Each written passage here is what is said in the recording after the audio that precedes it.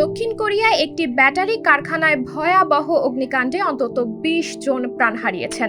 আজ সোমবার এক প্রতিবেদনে এই তথ্য জানিয়েছেন ব্রিটিশ বার্তা সংস্থা রয়টার্স।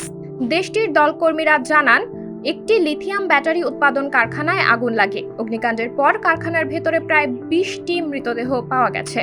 রাজধানী সিউলের দক্ষিণে হোয়াসিংওয়ে ব্যাটারি প্রস্তুতকারক অ্যারিসেল পরিচালিত একটি কারখানায় সোমবার স্থানীয় সময় সকাল 10:30টায় এই অগ্নিকাণ্ডের ঘটনা ঘটে। তবে এখন অনেকটাই নিয়ন্ত্রণে চলে এসেছে আগুন। স্থানীয় দমকল কর্মকর্তা কিম জিন ইয়ং বলেন, প্রায় ৩৫,০০০ ইউনিটের একটি গুদামের ভেতরে ব্যাটারি সেলের সিরিজ বিস্ফোরণের পর আগুনের সূত্রপাত হয়। সাবরিনা জলিল, সবার কথা।